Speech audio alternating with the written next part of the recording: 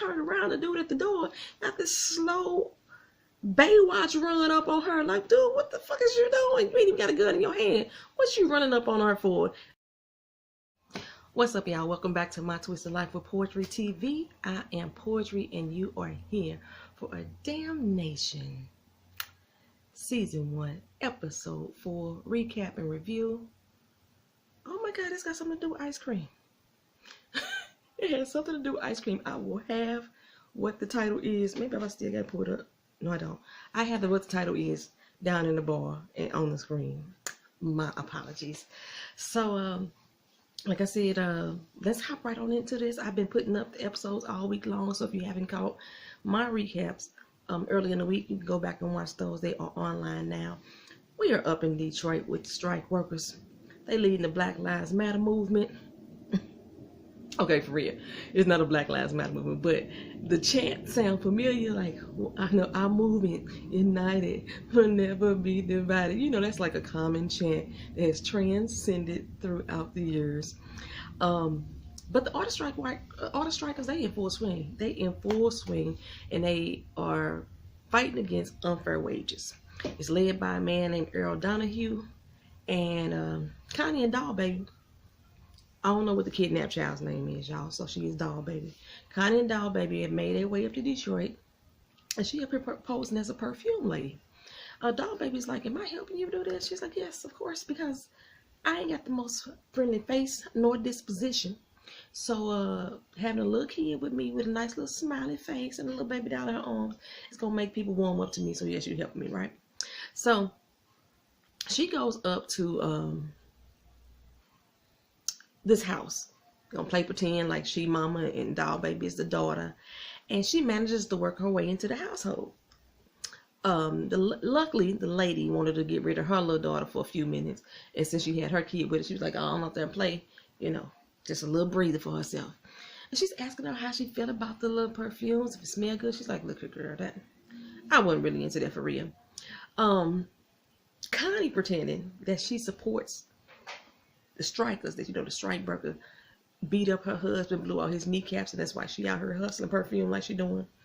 And the lady said, you know, you need to get with my husband Earl. You know, he been doing the thing. And she's like, Earl down here, that's your husband, right?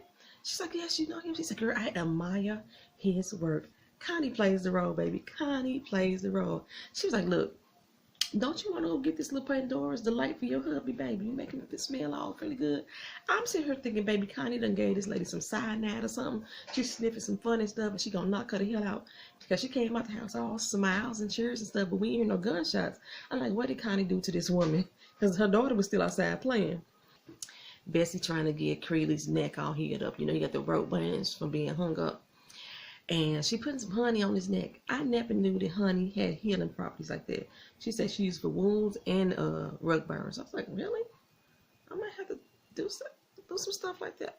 I ain't had no good rug burns in a long time though, but oh, that's never here nor there. Anyway, he was looking at this locket of this lady and this it was two boys, a lady with the little boy in one, and then a little fat ass little boy in another shot. And last episode, I thought that Seth had killed his father. And now I wonder which one of them is the bastard son. Because if you are not familiar, Creeley is his, is it Creeley Turner? They have different last names. So it leads me to believe that one of them was actually with the dad's mom, or the dad was actually with one of their moms, and the other one was like the side piece. So one of them is the bastard baby. So which one of them is the bastard? Well, he hinted at the fact that he knows some little honeybee put it in the sheriff's ear to go out there to save him, because how else would he have known where he was at? He gave her like some money, like, hey, this is for helping me out, this is for saving my life. And he was like, and just to make sure we still doing business, right? Bessie had to swallow her little feelings for a minute. She's like, oh yeah, we are. Okay. We still doing business. She had to remind herself of what place she was in, although I think Creeley is faking the funk. And he really want to be with him some Bessie. Yes, he do. But Bessie, you know, after he left out, he said he had to go some work to do. He left out. She put her money in this little stash box. And Betsy got a lot of money in that little stash box. I was like, go ahead, girl. Stack your paper. Stack your paper. We got big dreams popping off up here. You see, she got this little crayon drawing of this house in the top of the box. It was like a little, what people call those? It's not a memory box. It's kind of like a wish box or something like that. You know, some people put together boxes when they want to go to different trips, and they have photographs and magazine cutouts of places they want to go, or they have their dream wedding, so they got the material from the dress. They got, you know, pictures of the chandeliers or the candle holders. People put boxes together like that. So it's almost like scrapping, but, you know, that's what's going on. She got her little dream box with her little picture of her house. And her white picket fence with the green grass and all that stuff. So Creeley, he stopped by Crumple, and Crumple is pissed the heck off. He like, look here, I got 5 more foreclosures going on this week, and I got to put them on hold because we had one pop off at just the other day, and your butt was nowhere around. You supposed to be here to help us and stop these doggone strikers, and they up here taking over the doggone auctions when we trying to get rid of the property. And he said, but you know what? I'm going to employ a new little tactic here. I got some milk coming in through town, and we're going to make sure that the ice cream man out here can start making some ice cream so we can get the townspeople back on our side, you know. Creedy is like, look, you don't need to tell me how this milk coming through. He's like, what do I need to tell you that for? He said, because if I'm not down with it, it ain't gonna happen. So Seth goes out, he meets with the farmers, and he is assured that they are ready to go to the table and hold negotiations. He assures them they ready to go to the table and hold negotiations. And then a truck roll up. They stop it, of course, and dude claim, you know, I'm just passing through. But the farmers ain't buying it. The driver attitude a little bit too cocky for my liking. They got him all hemmed up on the truck. He's like, okay, my bad. We just moving some moonshine. The black farmer, who I don't know his name at this point, but I do remember him from another movie. Must Be Santa. I used to love that movie. He was the Black Santa Claus.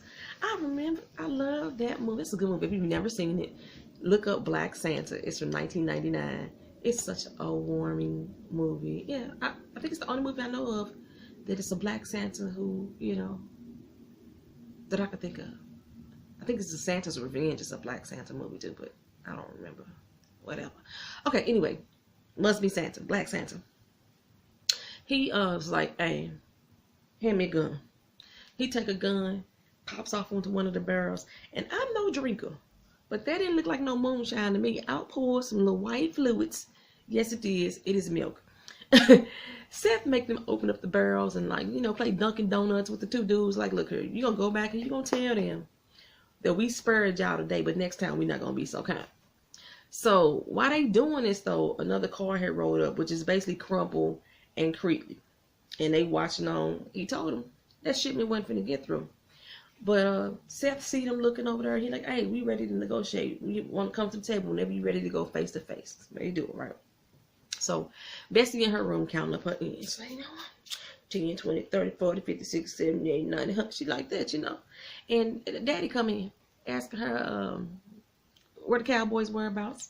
She's like, you know, he has some business to take care of. And he's like, look, I need you to help me bring him down. He said, I thought he meant something to you the other day, the way you was acting. She's like, no, what he means to me is money. He doesn't greenbacks. That's what he mean to me. And so he like, well, I know that you with him all the time, so I'm thinking that you may have a little info on him. He said, yeah, I do. That's some info.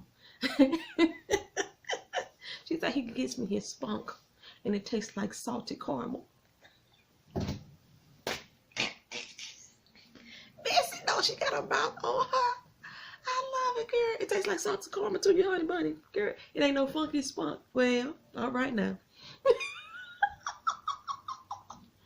Well, anyway, Daddy noticed her little dream box behind her. At first, I didn't realize if he had just saw the picture or he had saw the money, but I'm realizing he saw both. Because he was like, okay, how much more you need on the down payment before you can get that? She said, I'm real close. He said, look here, if you help me out, I can help you get what you need. He bounces up out of there. So Amelia, she's showing Seth the paper like, look here, the paper still ain't printing the stories. They still don't have anything about the revolt. They don't have anything about the auction, nothing. And we need this information to hit the papers in order for other communities to be accepting of us when we come in and try to start this there. I I didn't catch what Seth said, but basically Amelia come tell him, you know what, I'm not the girl in the picture. I'm not a picture perfect girl. And Seth is like, well, thank God you're not. So Black Santa is on his land pouring out the good milk that they just got out of that cow. And when he returned back to the barn, Creely's sitting up in there. And he trying to peel his pockets with a little shame. Like, you know, it's a damn shame, a damn good one, that your family's out here suffering because of this strike. On top of that, it's farmers out here dropping left and right. You know, we done lost Sam Riley. We done lost Pete. He said, Santa's like, that ain't gonna be me though. He pick up that milk keg and hurl it at Creely. And then he turned around to go for his gun, but when he turned back around, Creely got him hemmed up by the neck with the pitchfork. And I was like, oh, damn it, now what's going on right here? So Creely basically is trying to divide the farmers. He pitting the dairy farmers against the corn farmers. He said, for real, what they really got to lose? You out here pulling your crap out, and they get to keep their stuff in stock, you know, waiting on the next move to happen. They not losing no money. They just ain't making none. You losing money because you can't retrieve that milk you just poured into the ground. So he got old boy thinking. He got him thinking. Well, Amelia rushed into the journalist's office and rushed up on Shakespeare like, why are you still not writing the news? I was still trying to figure out why she get to just walk up into the newspaper and go for him every time she can when she want to. And forgive me, y'all, I keep stretching out my neck. I got this new shirt, like my new shirt. Y'all want to see what it say? It says, fuck can be used in many fucking ways, and it's only fucking word that you can fucking put fucking everywhere and still make fucking sense. That's my shirt. I like that. But I hate the neck. Oh my God. This is a male shirt, I'm assuming. But who wants they doggone shirts all up on their neck like that? Like, ladies, I like neck to be shown. I'm gonna have to cut this neckline out. Anyway, so like I said, Amelia rushed up on Shakespeare, and he like, you know what, I did write the story. But the head honcho in there, the editor, he killed the story. He killed it with carnival stories and fashion trends from Hollywood. So Amelia is pissed, and rightly so. But she marches in his office. She says, so you a coward or you a punk? Which one? Because that's the only reason I can see you not speaking on the actual news. And he said, it ain't newsworthy. It's not news. It's just sad. We already in a depression. We don't need to be more sad than what we already are. So me say, you know what? I grew up around men like you. She little fancy desk and your little shiny shoes. But when you die, 6 months later, people ain't gonna know your name. I'm looking forward to not remembering your name. I was like,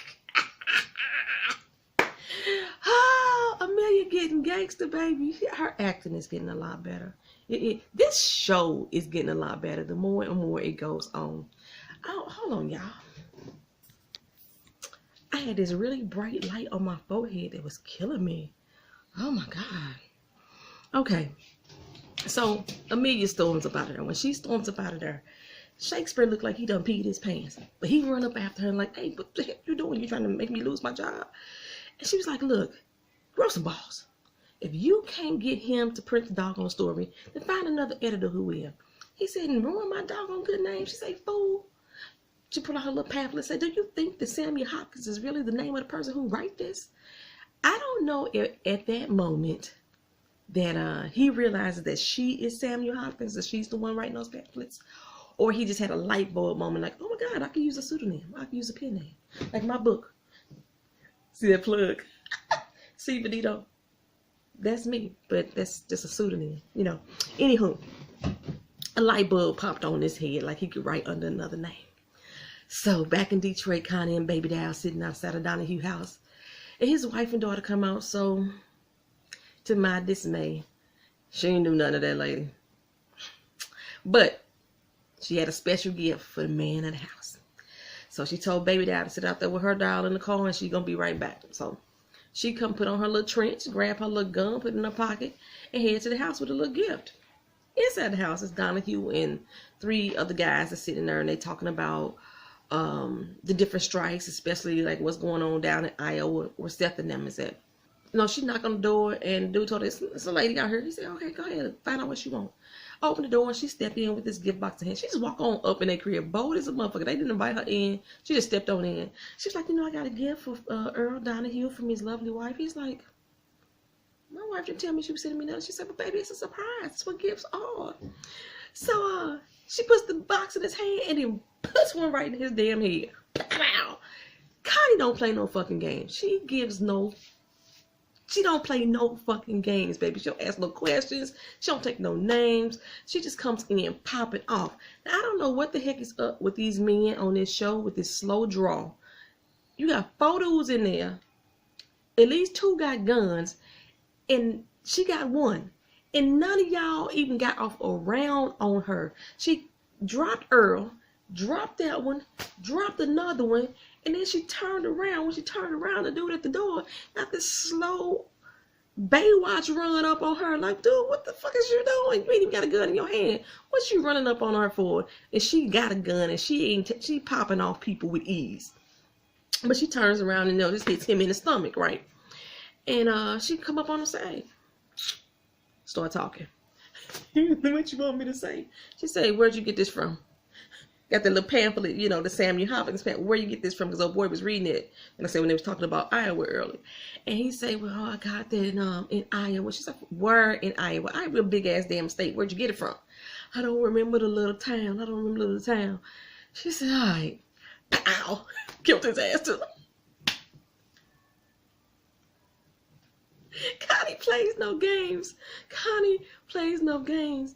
She get back to the car, baby doll is in the seat, practicing her little drive, and she scoot her butt on over, and they off. They heading to Iowa, baby. I don't know where she going in Iowa, but she heading to Iowa. The good thing is, though, is that the newspapers are not printing what's going on there yet. So the news of the strikers ain't getting out. The news of the auction revolt ain't getting out. But as soon as Shakespeare start printing that story, she gonna know exactly what town to come to. And I don't know, babe. I can't wait to kind of get there. You know what? I ain't got no side. I don't have a side. I'm not on any side.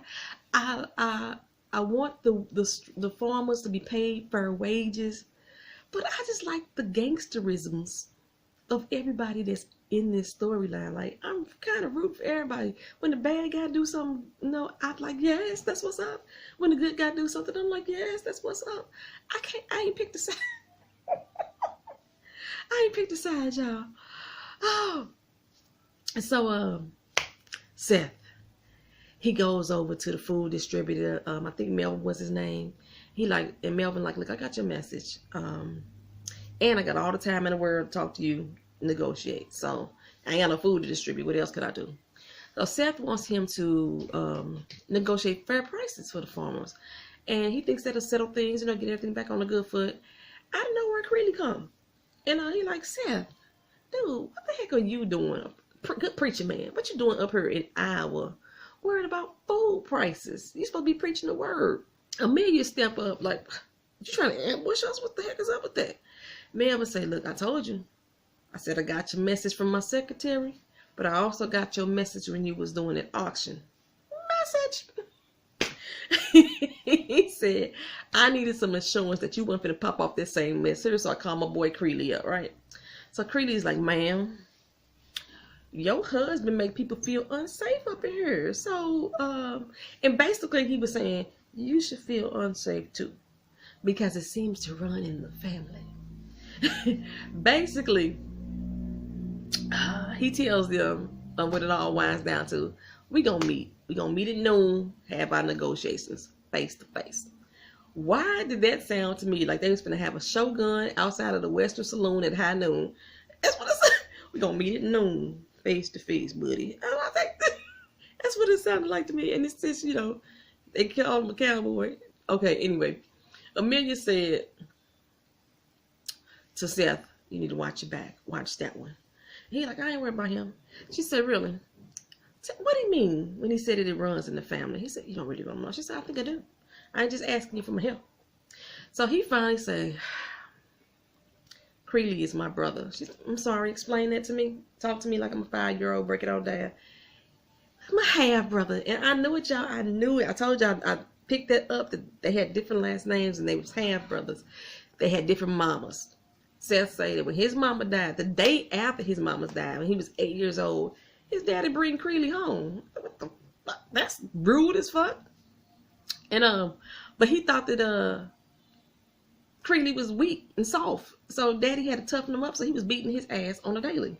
So Creeley basically was the son of whore. He grew up in a whorehouse. Maybe that's why he had some type of liking or taken to a liking to Bessie, because you know that's what he grew up around was whores. He comfortable around whores. That's why he's staying at the whorehouse. But Amelia's like, soft, that ain't the man that I just saw. That dude ain't soft nowhere. And he said, trust me, this tough guy act, that's an act. That's an act. He the one that was always standing up for Creeley ass when they was little, even against their daddy. So Amelia asked a good question. All right, so when it comes down to it, when it's I calls against your brother, whose side you gonna choose? What side you on? I was right. Seth said, look, any love that I had for that brother man left when Cynthia left. You know, when she was buried, our love was buried. My love for him was buried too. I never should have been protecting his ass in the first place. So if I need to kill him, I will take him the hell out. I was like, well, damn. I'm hoping that one day they was gonna get on the same side, but shit, it don't look that way here. So back at the whole house, Bessie trying to help Creeley put on his scarf, and you know she attempting to do it herself, and he brushed her off literally and figuratively. And Bessie's like, look, we all need a little love and tenderness, especially those of us who not used to getting it, you know. And he said, you know what, we can't keep doing this.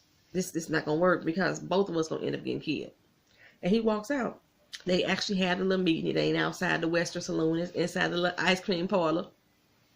And Seth set forth what he thought would be a good offer. He wanted, it's basically kind of doubling what the farmers are actually making right now. I think the farmers were making 12 cents a keg, and the corn makers were making 6 cents a bushel.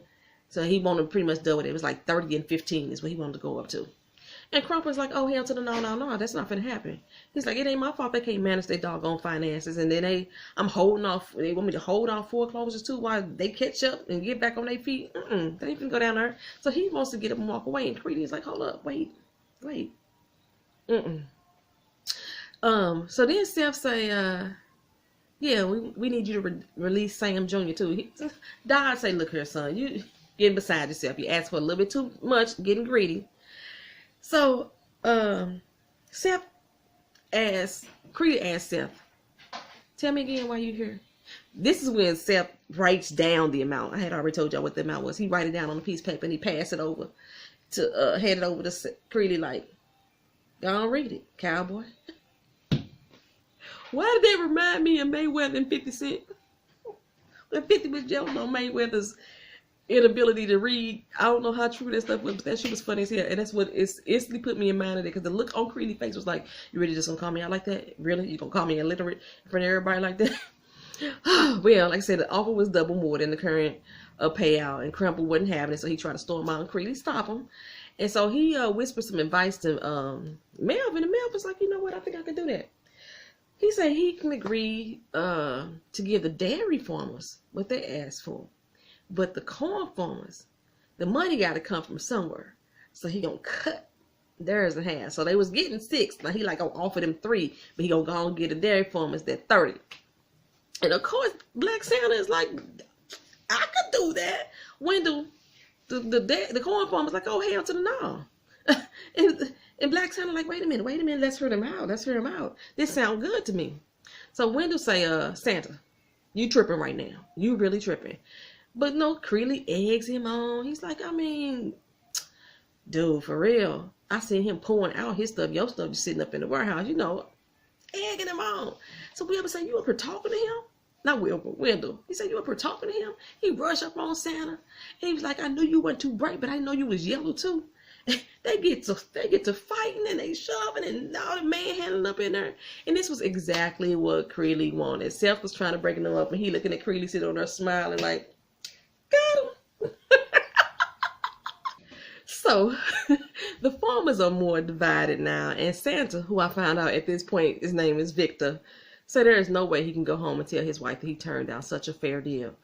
Wendell say, no, I thought you was a friend, but I'd rather see your ass Oh, cause they back at the church now discussing with all the farmers. And he was like, I can't go home and turn down no fair deal like that. And Wendell was like, I thought you was a friend, but I'd rather see your ass dead than you be a sellout and sell us out down the river like that.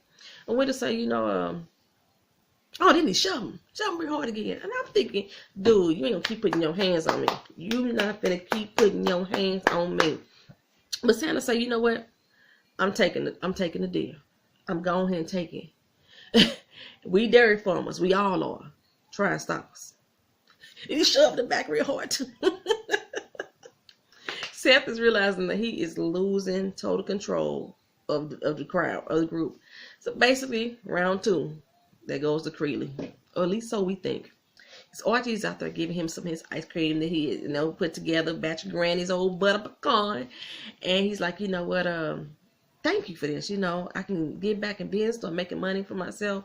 I really appreciate it. Creeley realized that there's shooters up on the roof across the street. So that shipment may not be coming in as easy as he had thought. Shakespeare rolled up and he's like, I'm here for a front row seat. But then Creeley said, that may not be a good idea. He pointed to the people on the roof. And Shakespeare's like, you know what? I'm going to take my front seat right on inside the parlor. I'm going to watch from the window. So back on Santa's farm at the North Pole, his wife is like, you sure about this, baby? Sam and Pete's death should be enough. It should be a lesson learned. Seth come up and he tried to stop him too. And he's like, look, yeah. He said, look, let me tell you, man, y'all white folks only been going through a depression for these past couple of years. But me as a black man, I've been going through a depression for 300 plus. You know what I'm saying? And it's about time that I do something for my family and make us a better life. I got to stop this. So Seth tells him, okay, fine. If you gonna go ahead and make this shipment, I'm gonna go with you, So they ride into town and Seth is in the truck still trying to talk him down. And it gives him a little pause. And Archie is like, wait a minute, bro, wait a minute. We had a deal, Out of nowhere, her window come up, roll up with a shotgun, close in on Santa. He like, Santa turned to Seth like, you set me up, preacher man, what the heck? Creeley say, Archie, go get your milk, man. And Archie looking like, what the heck? No, this dude's out here with guns. He said, dude, go get your milk. I got your back. He's like, I got your back, homie. And soon as he starts to walk towards the truck, Wendell turned the gun on him. He turned the gun on him and Creeley, pow! Painted Seth's face with Wendell's blood, baby. Just all dead in it. Just all dead up in there. And like I said, I don't know what's wrong with these non-shooting cowboys. They all up on the rooftop. But they took so much time to pull the doggone trigger that Creeley took them all out just one at a time. I'm like, what is this? He wasn't even in the road. He bam. He crossing over and everything. Why y'all couldn't even get off a good doggone shot? Did they at least get one shot? They got one shot, I think. They got one shot off. It's blood all in Creeley, ice cream and everything. I thought he was finna try to eat that ice cream again, but that'd grossed me out if he did that. Anyway, Sam Jr. is in jail like, Sheriff, they out there shooting. Ain't you gonna do something? And Sheriff was like, I'll read about it in the paper tomorrow. Creeley say to Shakespeare, look here, did you or did you not see Wendell pulled that gun on Archie for no damn reason at all? He's like, yeah, I seen that. He said, and the boys up on the rooftop, did you or did you not see them fire at me, which I had to defend myself? He's like, man, that happened so fast, I don't know what the heck I seen. He said, I just told you what the hell you seen. He's like, you sure right. You sure right. You sure did. So Creeley said, now the preacher man, down on the ground like this, covered in blood all over him. He said, now he didn't do nothing to me. He didn't do nothing to me. So he get to be spared. But if he want to pop off, if he feeling like he being froggy, he want to jump, I got something for that ass. He looked at him and said, people change. I ain't the same little scary boy you thought I was back in the day. I was hoping for Creeley to have all this toughness when the Legion boys hemmed him up. For some reason, I thought he was going to get out of there. He was going to hook him up with his legs. He was going to do some doggone Mission Impossible stuff. And none of that happened. He didn't even try to go back and get them damn Legion boys. I'm ready to fuck them up my damn self. But anyway, he tell Archie, who is crawled underneath the doggone truck, go on in there and get your milk, man. Go on, make you some ice cream. Most of your lot's still here. And I'm like, Round 3 to Creeley. That's 2 in a row for Creeley, baby. 2 in a row. If he wasn't hemmed up at that doggone with the noose with the Legion boys, he probably would have took over that auction too. These people a mess. It's funny. I love it. I love it. This show is getting better and better and better as it goes along. Like I said, I cannot wait till Connie get to town. It's gonna be a 3-way. Like you got Seth against Creeley against Connie. Yes. This finna be amazing. So yeah, all my questions from last week were answered with the exception of, is Connie one of the women that was with the daddy and did Seth kill his daddy? That's the only question I have from there. Is Bessie going to help out daddy and give information on the cowboy so she can get her dream house? Or are they gonna still ride or die? Is it gonna be some point that Seth and Bessie, not Seth, that did I say Seth the last time? Creeley, the cowboy. Is this gonna be some point that Creeley and Bessie get together and be like, you're my boo, I know you my boo too? Or are they gonna do that? Let me know what y'all think. Give me some of y'all predictions down in the comment section. Anything that I said, if you thought I missed something that was important, go and put that down there as well. Thank y'all for coming to my channel. And like I said last video, if you have not seen Ty Bivens, TIBIVENS channel, she's the one that hit me to this show, and she's also doing recaps, very detailed recaps. So if there's something I missed, she probably got it on her channel. Go to her channel and watch her video too. I know she posted up episode 4 yesterday, and I'll drop a link down in the comment section to her channel. So thank y'all for coming back here for this recap and review. Make sure you subscribe if you haven't subscribed already. Hit the notification bell so that way you can get all the videos notified to you. Is that right? When they gonna come out, because I do a lot of recaps. Right now currently going on is The Walking Dead and Damnation, because we just wrapped up This Is Us the other day, but it will be back in January. Star Trek Discovery will be back in January. Atlanta comes on. I think I'm going to be trying to get into Atlanta because I love it. Was only 8 episodes though, but I love that. Yeah, peace.